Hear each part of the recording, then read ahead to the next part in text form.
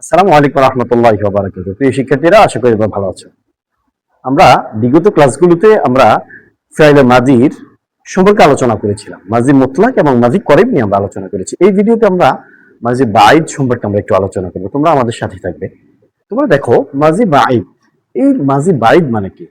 আমরা এর নামের মধ্যে আমরা এটাকে বুঝতে পারি। মাজি মানে অতীতকাল আর বাইদ মানে দূরবর্তী।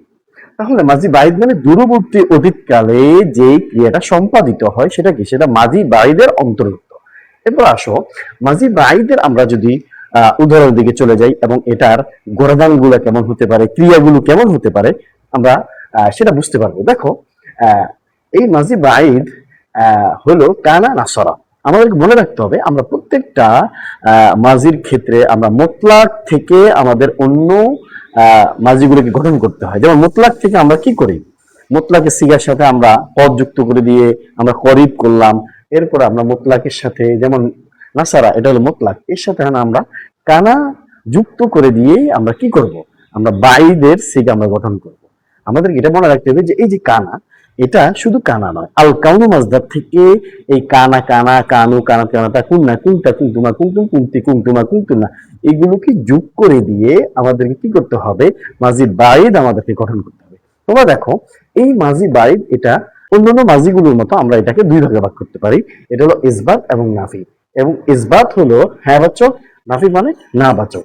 আবার ইসবাত এবং নাফিকে আমরা দুই ভাগে ভাগ করতে পারি, একটা হলো মারুফ আর একটা হলো মাজহুল। আমরা পূর্ববর্তী ভিডিওতে আমরা বলেছিলাম, মারুফ মানে যার ফাইল বা কর্তা জানা আছে সেটা মারুফ, আর মাজহুল বলে যার ফাইল বা কর্তা জানা নাই।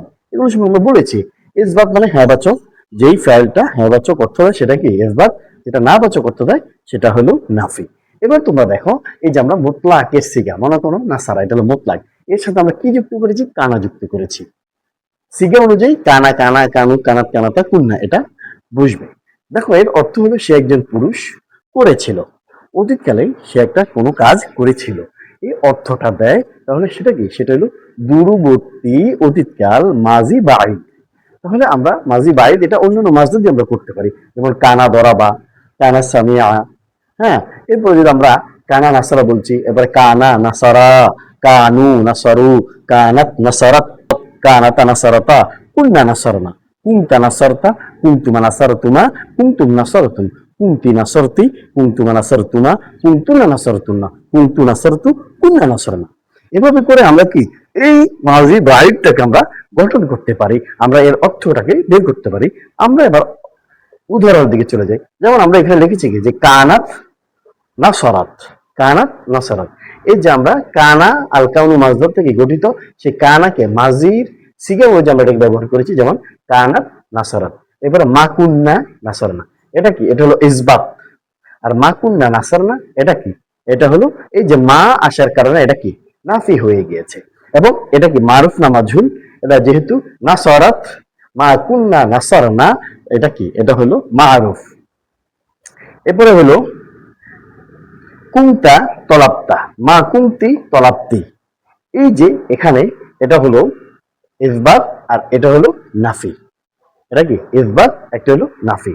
আমরা এগুলো সবগুলোই মারুফের অন্তর্ভুক্ত, এগুলো ফাইল বা কর্তা জানা যায়। তো যদি মাজহুল করতে যাই তাহলে আমরা কি করব?